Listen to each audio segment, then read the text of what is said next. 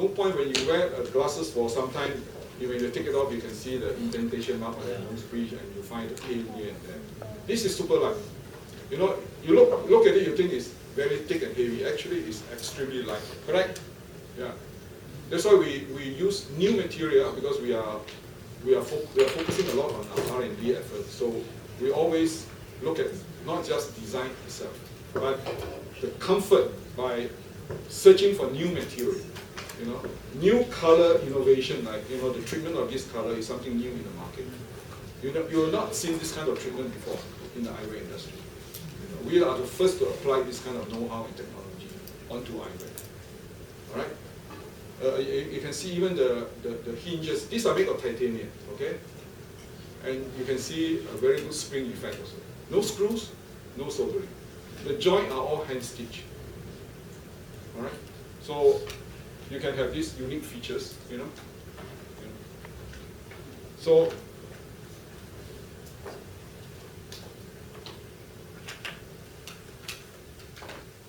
they are guys. Guys. No, it's not only for women. Yeah. These are for guys, for example. Yeah. All right. Yeah. So these are for guys. Okay. Yeah. So this is the grill that I mentioned earlier. Okay. Okay. You see the S clip? All right. Yeah. So the purpose is just to give you a brief introduction of what we are working on.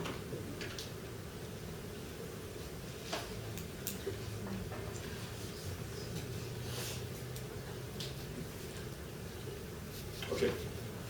This is another very interesting innovation that we have achieved.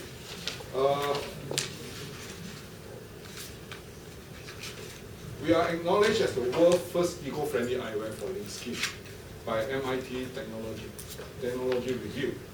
Now, this frame is constructed in a very unique way because the design pattern here, the way most of the manufacturers do will be, instead of, they will solder two pieces of metal together, the easiest and the most secured way, and the quickest way, okay?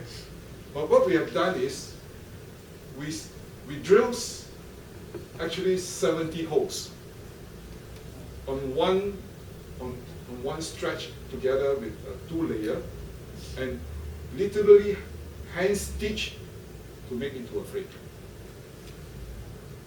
Okay, so there's no soldering,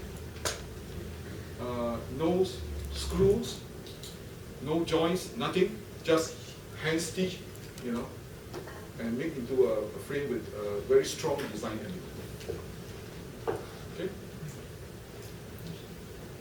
Why eco-friendly? Because there's no soldering, so you cut down on emissions of carbon dioxide. And the material we use for the temple are recycled plastic or recycled acetate. And even the stainless steel we use are recycled stainless steel. All right? So we are the first to launch a green eyewear. We believe that we hope we can ride on the green wave per se. All right.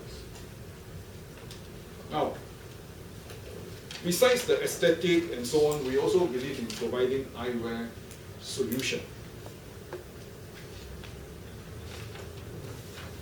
Okay. Now, when I say that, we do observe spectacle wearer. One of the most common problems you encounter, is to have your glasses gradually sliding down your nose bridge. Once it's down, what will be the problem? Now, you have these off-center problems. Rightfully, you should have your eyes seeing through the optic center of the lens. Correct? But when you have these glasses sliding down your nose bridge, you are seeing through the side of the lens, okay, which is wrong, of course, you get distortions and so on sometimes, and prolonged wearing lenses or frame in this manner will cause eye strain and eye fatigue. Okay, for kids, usually this will cause the myopia to, to increase. So you have the best lenses. You were attended by the best optometrists. But if you have the frame that is not stable on your face, especially when you have prescription, sometimes it's a nightmare.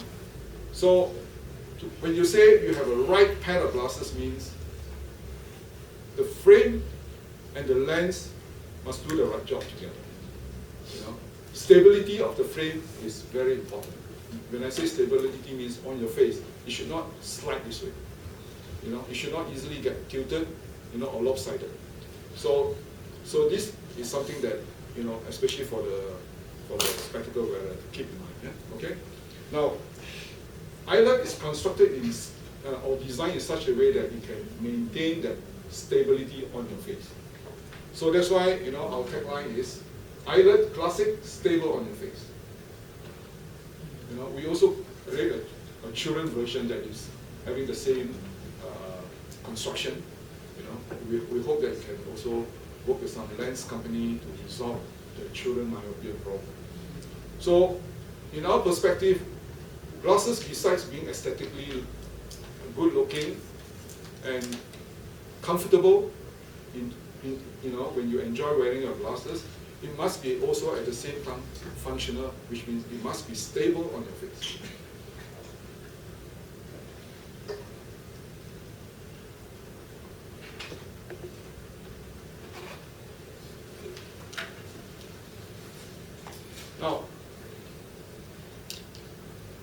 Now I'm talking about our distribution of our 4 brands. So far, we have created 4 brands: Linkskin, Glossy, Urban, and Eyelid. Okay. Linkskin, as I mentioned earlier, we try not to do soldering in the constructions of the frame, and all the colors are either RoHS compliant or natural compound. Okay, we try not to paint on the frame. So even if we do use paint, it must be RoHS compliant. And of course, Glossy, as I mentioned earlier, you have seen, is one of the most eye-catching eyewear available in the market now. All right. Urban, as you can see the image, smart casual, and because the frame are constructed with titanium material, it's lightweight. Again, it's comfortable to wear, and it's trendy. Okay, and fused with technology, as I mentioned earlier, the S-Clip. And we also have designed one urban collection called Origami. We actually use a piece of stainless steel. Instead of folding and bending, paper, we actually took the challenge to bend and fold a piece of stainless steel into one frame. So that was a tough challenge, and it's about precision engineering. And any one part of the process, in terms of stamping, if you miss by point something of a millimeter, the whole frame will look distorted. When we start doing this in our product development, actually we have to throw away our frame. Defect rate was extremely high. So moving into R&D is sometimes, I'm not sure whether it's smart or stupid. You burn a lot of time and money. It's a painful process. So, but anyway, we enjoy the process. Yeah, that's it. For eyelid, of course, as you can see here, the picture to illustrate, it is stable on your face. You can even do like yoga or somersault, and you still stay firm on your face. Of course, our product will keep on improving, and there's still, we believe, room for improvement.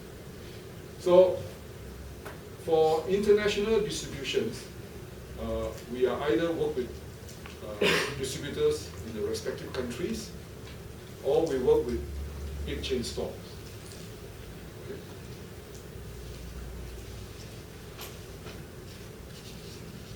Now, I have to thank my design and R&D team. I'm fortunate that I have a good team of people who work with me and give me a lot of support. And over the years, we have actually won quite a few international design awards. The recent one is, this is from Japan, Eyewear of the Year. from Japan IOFT. And 2 days ago, the Red Dot Product Design Award 2012. And also we have won a few IF Gold Award from Germany. And of course the Silmo Door. This is the American Design Award. And of course we are quite happy also with the Singapore President Design Award. I'm grateful to my team, and definitely, I'm honored that I have a very good, committed team to support, our 4 brands.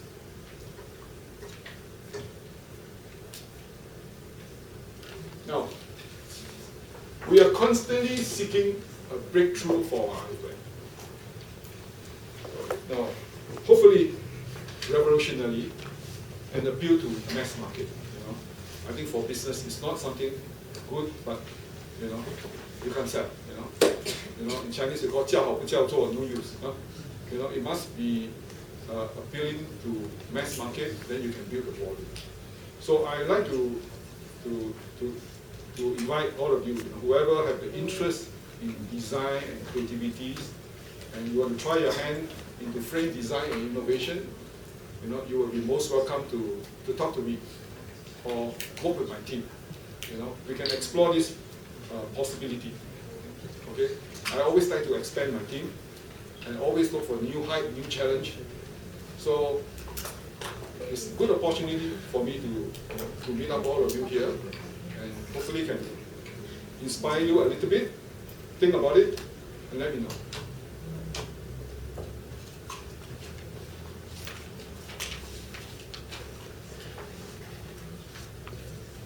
Now, this is something that I want to do this year. As I say, developing online sales and marketing of eyewear. Why?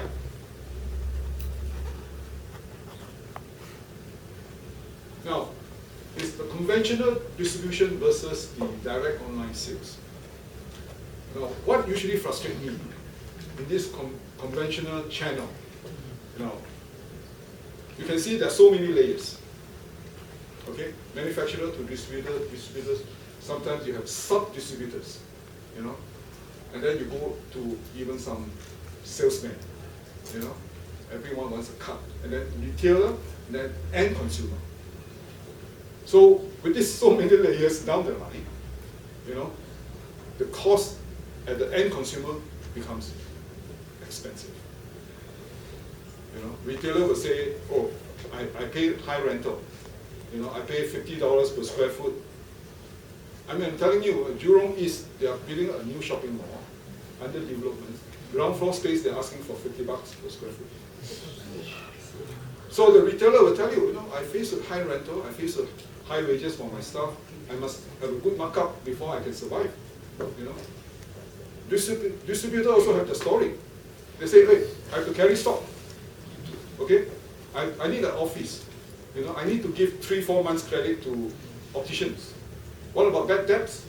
So with all these reasons, they have to mark up. So every layer, up and up and up, down to the end consumer, it goes up very high. So online selling, I think, is challenging. But for the eyewear industry, because at the moment it's quite fragmented for the online, because there's no major big players at the moment. Unlike, except for contact lens, you have some big one internationally. For eyewear, we have done our research, still okay. We believe there's a potential, especially for us. We believe that we have good products, innovative products, with a good perceived value. If we can sell it at a very competitive price, we believe there's a market. Okay. Now, of course, in order to take off, with the right footing, we are looking for the right people to join us. Okay, for this online business.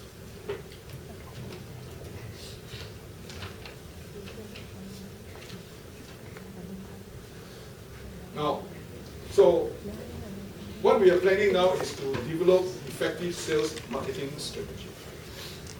Okay, we are working on it now. But what we lack, honestly, is the know-how and experience. we believe that this online business, we need to recruit some young people,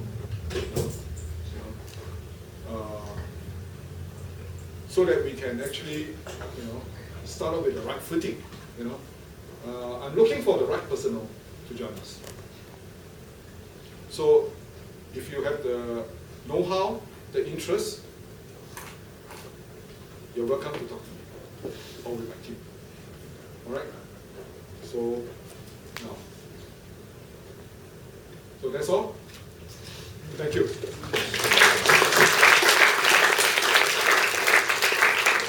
would like to open the floor for questions.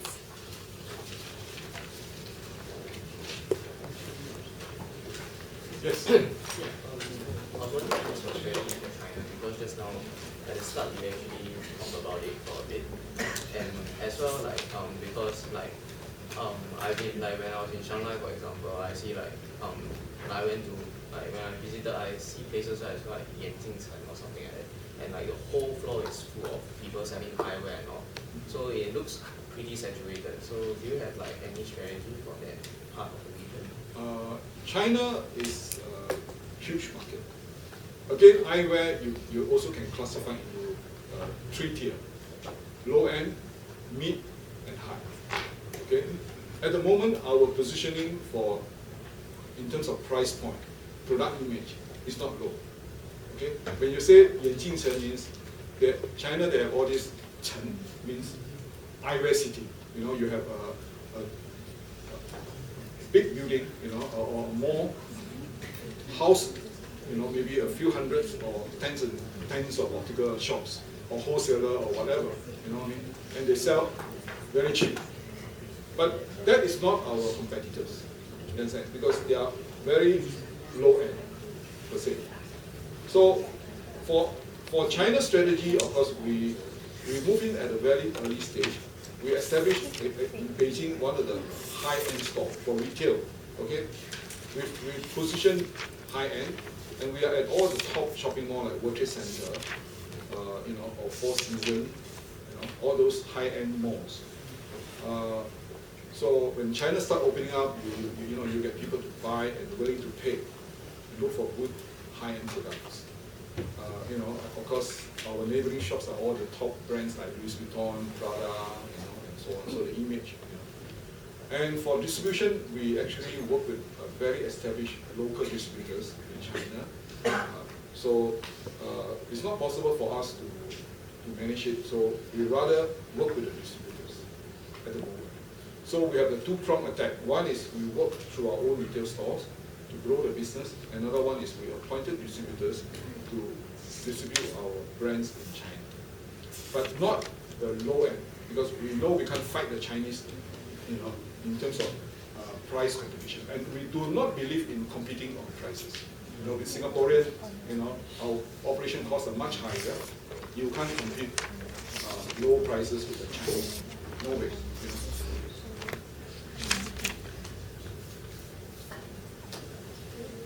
The eyewear business is a traditional business, right? Much like the tailoring business. And what custom clothiers are doing now is they take it online, so you can order it online, but you do your own measurements. But then and even so, that is not really taking off, because with doing your own measurements, there can be errors.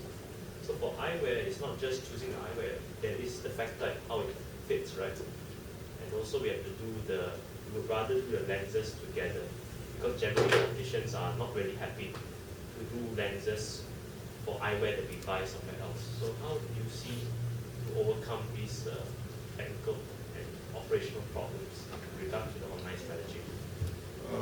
Okay, just to let you know, I will not agree with you that eyewear is a traditional business now. As I say, the evolution, the changes.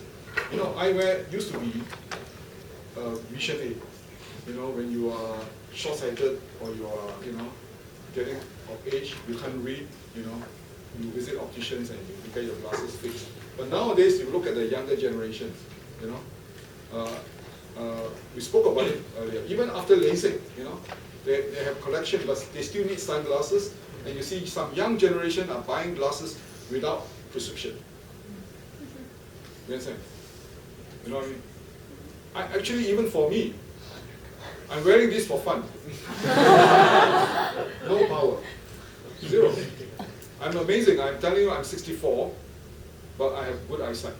I can read, I can see far, I don't need power. So it's a necessity to me, you know, honestly. So when I travel, you know, I bring a wardrobe of spectacles to match my dress and attire.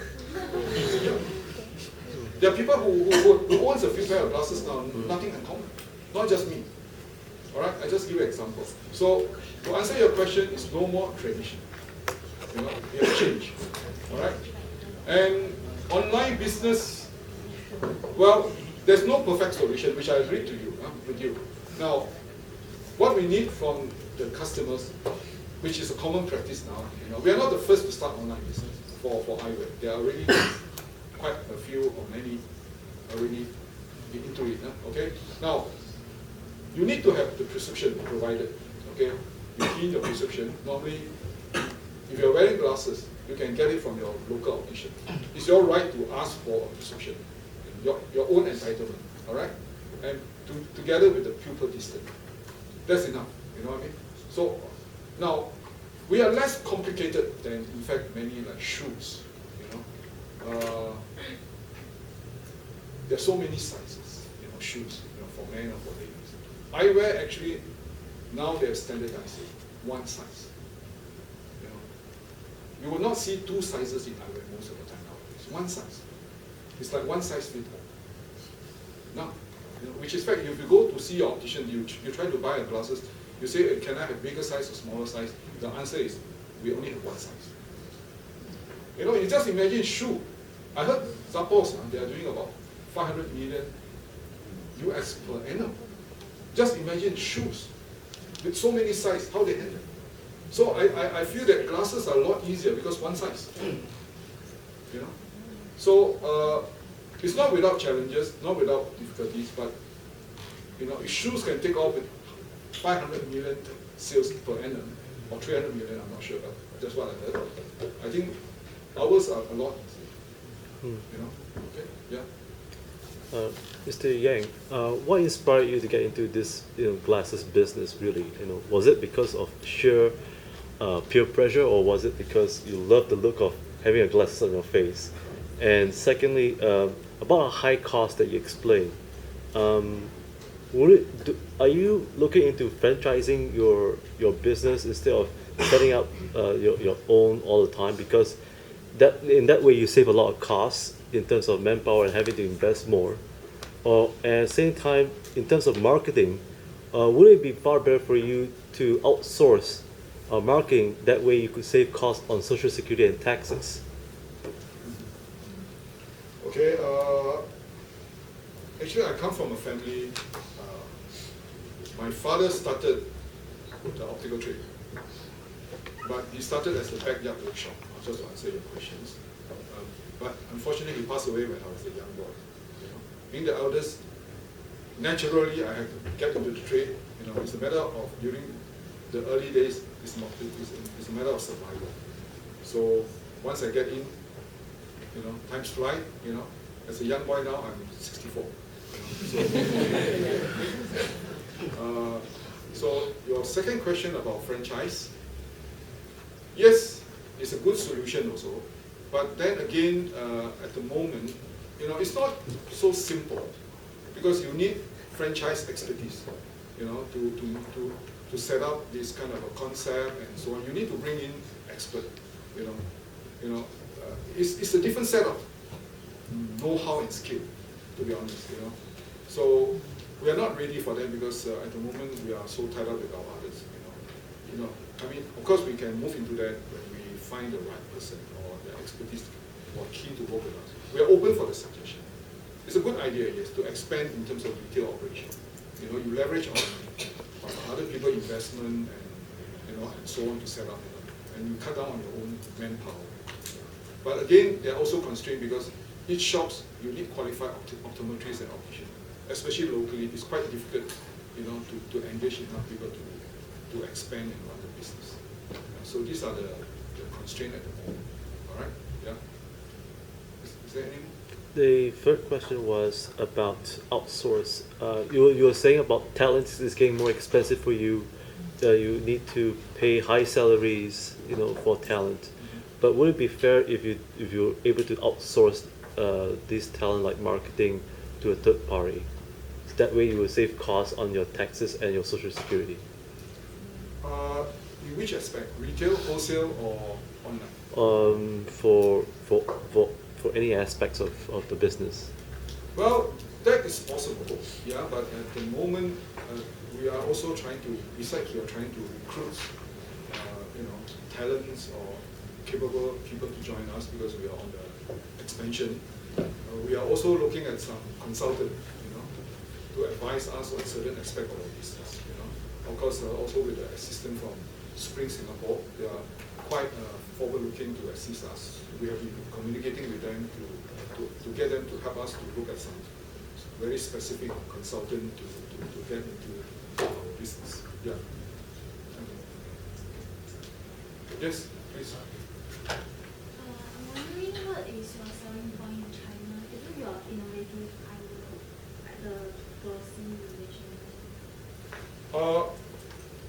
Yes, interesting questions. My China distributors, now when you sell to somebody, you got to get to the right people. Glossy is either you love it or you hate it. There's no in between. Some say, oh, too strong, I dare not put on. If I work with our distributors, I must know whether he like it or not. So we have to work with the right partners. So this company, the boss is pretty young, but very dynamic, and he's very trendy, very fashionable person himself. So I believe that I work with the right partner because he believes in glossy. He likes it, and he put on, and he got a lot of comments. Each time when he met up with opticians, they took his glasses. So he was so positive that he wanted to see me after my Milan show, that he wants to place order for this new collection because I sent him some pictures. He was fascinated by the new collection. So to answer your question, yes, it's very important that we must have the right partnership. If you work with glossy with a conservative, the traditional optical store or wholesaler, it will not work. Okay. Yeah. How do you intend to facilitate change within your organization? I see that you try to venture into online direct sales, right? So there will be an involvement with the IT and everything. So how do you manage this change? Sorry, I can't hear you well. You intend to venture into online direct sales. Yeah. So there will be like the involvement of different ITs and there will be changes within the organization itself. So how do you actually intend to manage this change? As I said earlier, we need to recruit people. Besides the sales and marketing expertise that we are looking at, we are also need to engage IT expertise in this kind of business. So we know that we still need to build a team eventually to manage this part of the business, which we are not good at. That's why we are now talking to people, open up the channel and say, okay, whoever like to give it a shot, is welcome to talk to us. I think the question that I was trying to put on was that there will be a lot of people that are very resistant to change, like having the IT involved with it. So how do you intend to persuade them that IT, like having online direct sales will be like advantage to them? Oh, I think very important is the communication aspect. When I work with my team, we always, have good brainstorming session. We must have a belief in this cause. It's not, when the boss say, do it means do it. I don't believe in that because if the staff do not believe in the cause, you force them to do it, it will not work. You got to convince them. Convince your team that, this is the right business decision, and together we will make it work, So it's a consensus kind of thing, all right. Given that many people are quite brand conscious, people are very brand conscious, and they're people are brands in the eyeglass, like let's say for Raphael, Levi's, how do you actually compete? Okay, there are people who go for branded product, okay? But branded product is getting too common nowadays, you know, unlike the good old days. You know, it flooded everywhere. Now, I'm telling you, even for opticians, there are some opticians, they are changing. In the olden days, when you set out an optical shop, you must have a Gucci showcase, you know what I mean? But nowadays, you walk into housing board, so-called heartland, you can see Gucci, Prada everywhere, you know? Because nowadays, fashion brands are flooding the optical industry. You know, you name any brand, they are all almost all in the optical industry.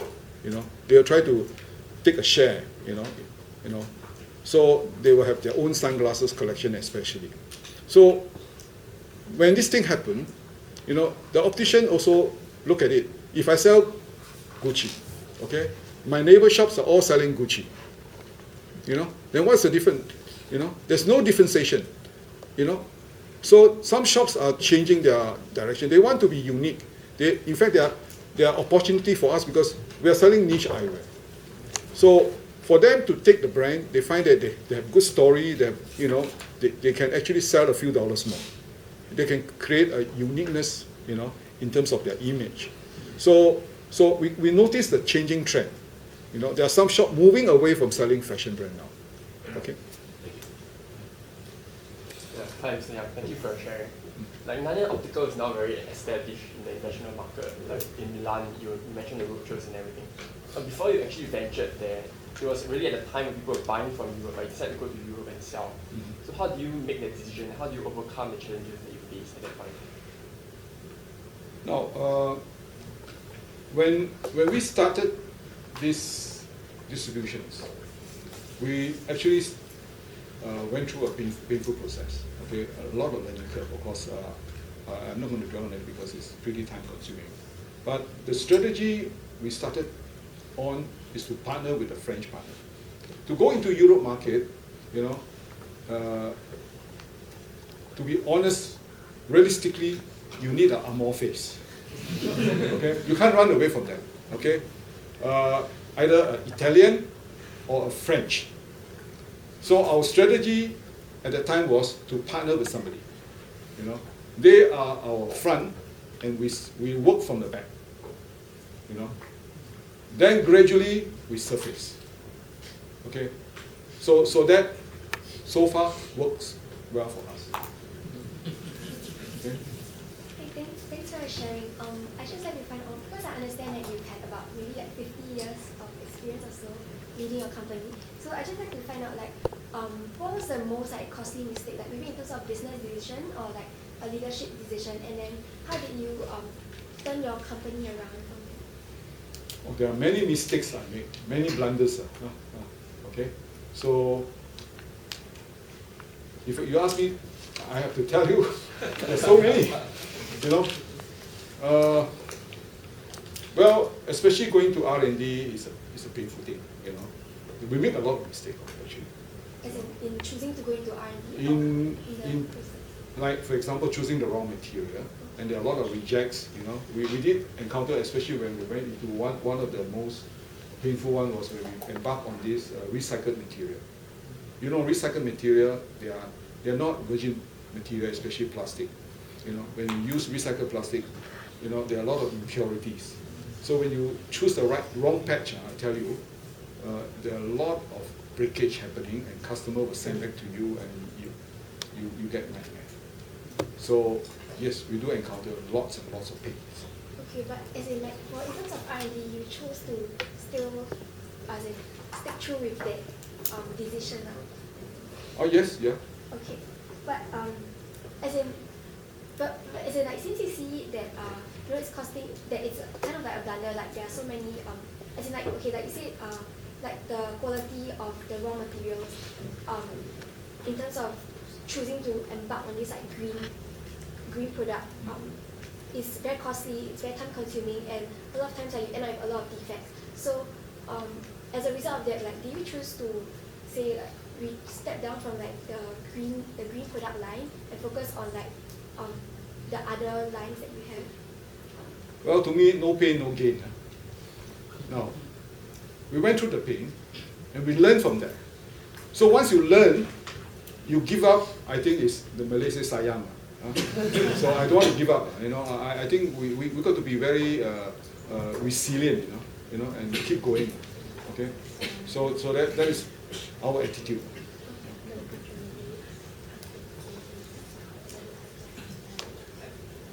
In this innovation phase, I think is actually related to the high technology. So now people has already invented what should never see like a mini computer. So I do ever wanted to actually transform the glasses into a mini computer as well, like plugging in the chips or any other things. Have you ever think of venturing, exploring in this direction? You mean technology? Correct. Kind of the plugging in the chips, like you make your glasses into a mini computer. Well, you see, I will throw the challenge back to you. If you think you have good ideas and the know-how to do it, well, share with me. I think we can work together. You can be very successful and very rich. If you have a good idea, I can work with you. Come and see me. We have many lines of eyewear, and all of them are very exciting. I guess the question here is, how do you know when to push out, or because there's a certain capital you will have every year. So where would you know which brand category you would push more money to push out for the market, so that you expect more high returns for a specific market? I think, first of all, of course, we do market testing. Our advantage is we have our own retail outlets. Where our own frontline sales team will get the feedback and channel it to us, from our retail customers.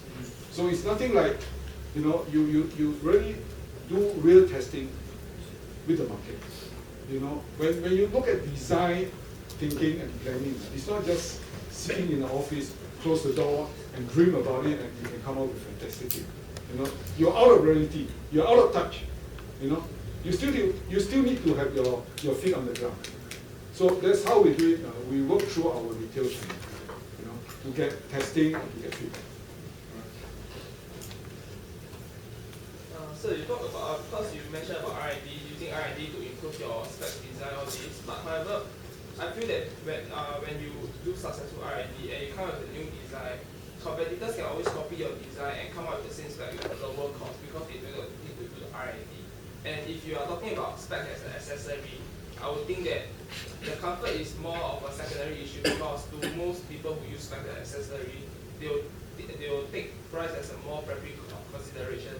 So how are you going to mitigate this risk of people using spec as an accessory and thinking that your spec is too expensive?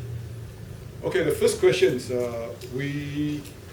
if we embark on R&D, we have to prepare to know that there will be some copycat. That's the reason why all our innovation, we patent them internationally. We have record that we took some copycat to court and we sued them for the infringement of our patent. All right.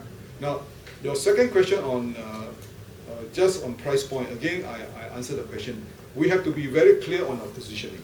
In the market, there are customers who go for low end, just price alone, they want cheap, the kind of thing. But they are also, because the society are getting more affluent even in Singapore, I mean, if you look into some coffee house, they have a plate of char kway teow in a coffee shop, or hawker center at $3. But you go to the 5-star so-called hotel, you're paying what, $30? So they I mean, you look at it, the price point, we have to know where we stand. We cannot compete with the low end, but we don't intend to also. We keep ourselves at mid-price. For example, for retail at Nanyang, we are not expensive, but we are not low, but we give good service, we provide quality, and build that reputation along that line. So for high end, of course, we sell niche and exclusive range.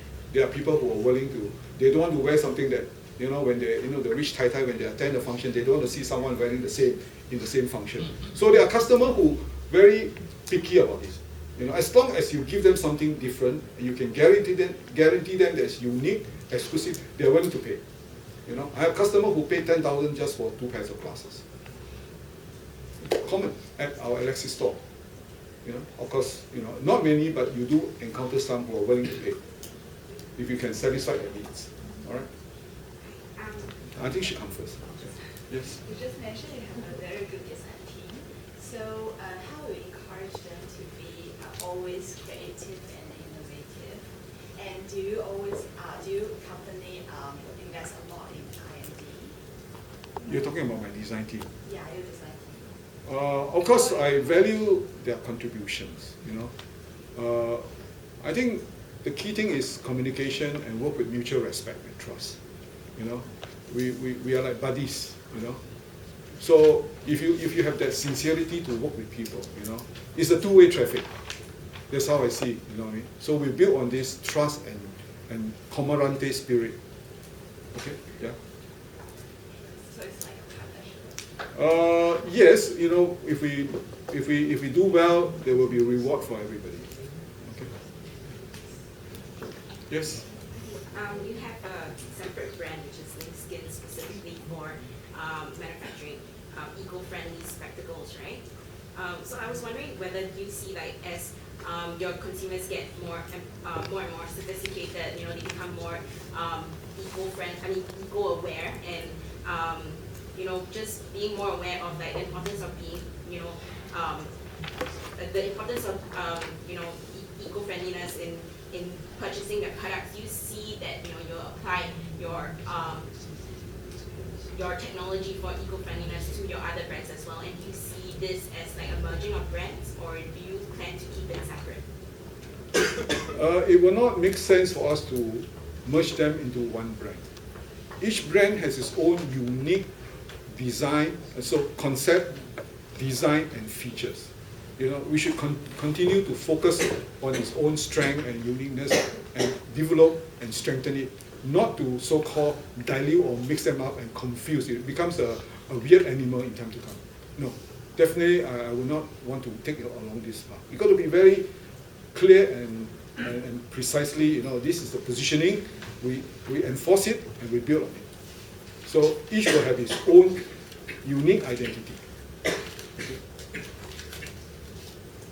Yes. You mentioned that since nowadays people like to be unique, is it possible people can actually customize their spectacles? Do you see as probably the next? Yes, like your tailoring, but it's time consuming and it requires skill for the retail front to do it. It's a kind of bespoke classes, but not popular at the moment. Something that we can look into for retail store. But of course for productions and so on, it's a different story, because factory production, if you say, okay, specialized to make one pair with a factory line, it's not viable at the moment. You mentioned that you have online direct sales. So if you actually move into online sales, do you actually see cannibalizing your regular shop sales? And if that actually happens, do you see yourself moving into online and kind of minimizing the regular shop sales? Okay, I think it's a very good questions, thoughtful questions. We are not putting all our 4 brands online. Don't get it wrong. When I say online means we have to build a new brand, with a different identity. Okay, exclusively only for online sales. We cannot put the 4 brands because we already have distributors, worldwide here and there. So, you're right, it end up confusion and cannibalizing our own business here and there. No, we won't do that. So our online frames will be specially made for this online sales purpose. That's it. All right. How do you come up with the eco-friendly concept as in the spectacle? Because most of people buy spectacles either for comfort or for accessories purpose. But how do you think this concept appealing to a customer? I think worldwide, the message about climate change, global warming, to create this awareness, social responsibility, to Mother Nature, I think it's growing and taking on the momentum. So we believe that there are people who are passionate about buying a green product. But of course, realistically, in Singapore, we did some survey. At the moment, it's still not quite there yet. The priority is still about the aesthetic look and the price point in general. Okay, at the moment, green is not the top priority, to be honest. That was our finding. But there are certain countries they are more conscious and aware of this so-called green product, and they like to support. So our focus for green eyewear is not just looking at local sales. There are other countries that we are building up the business. All right.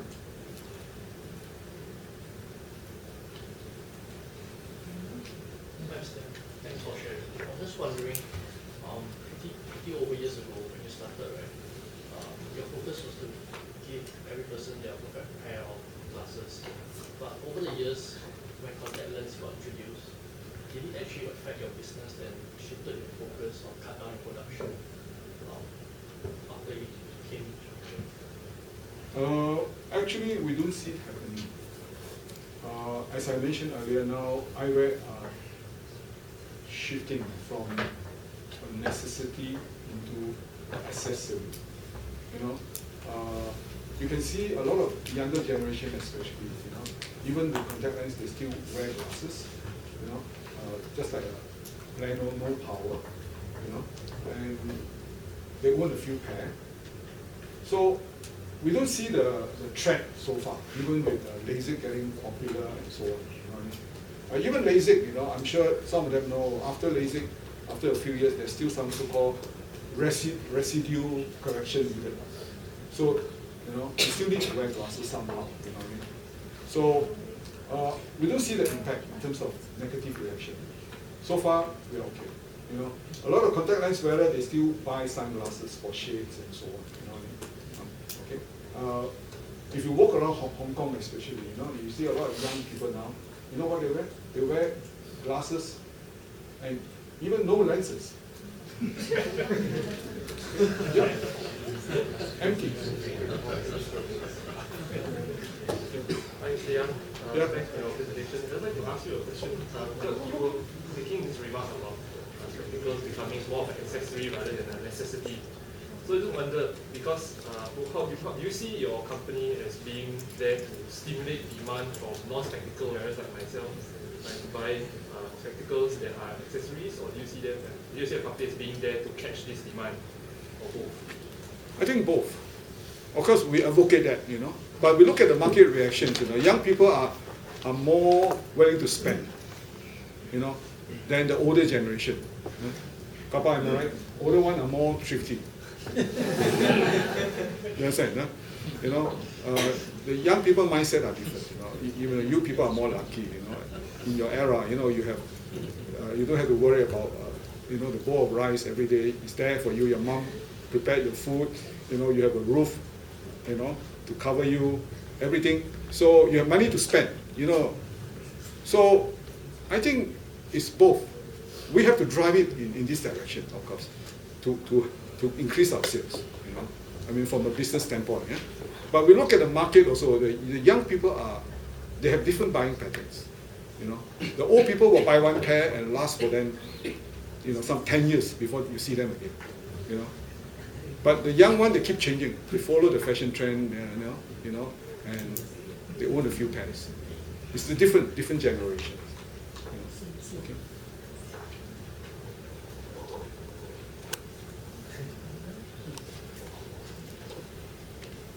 David, a second question. Don't mind. It's about this to lead up to Sean's question about the your 4 different kind of brands. You mentioned earlier that you would like to keep them separate. So I'm just wondering, because there are other brands in the market that, let's say, take for example, Nike or Oakley. Each of them have their own proprietary technologies. Like, say for example, Nike has the Flywire and the Nike Air, and Oakley has their iridium lenses and their frames. So I'm just wondering, is it going forward, as you're trying to build a more premium brand identity, will you be looking to see, say, for example, I have a spectacle that's Model X, and I incorporate the S-clip might incorporate some eco-design, eco-friendly thing about the stitching on your link skin. And going forward, do you see that as feasible, or will you, like say maybe in the next 1 or 2 years? Again, I don't like to mix them. I still stick to what I said. Each brand will have its own unique concept, unique design, and unique identity. So we will continue to improve, to evolve, but not putting link skin product into urban or put the urban S-clip into link skin. No. You know, we will definitely avoid doing that. To us, it becomes a disaster, not something that we agree, you know, in these directions.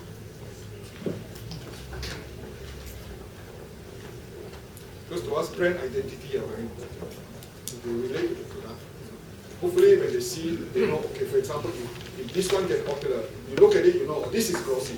You don't need to put a big logo. You know, like a lot of fashion brands like Gucci, Prada, or Chanel, you look at it carefully.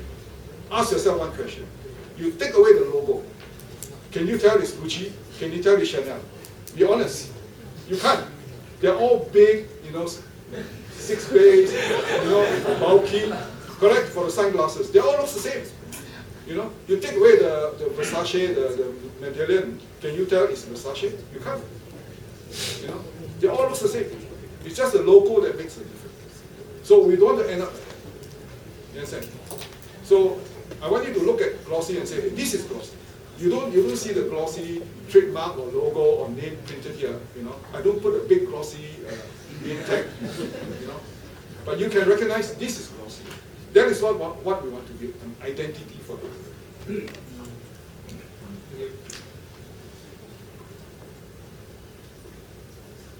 Okay. Yeah. Just curious, as a line optical ever consider going into developing as well? Answer is no. At the moment, because we still have a lot to do and a lot to learn within these 2 weeks. We try not to stretch our hand too far and too wide. We prefer to stay focused.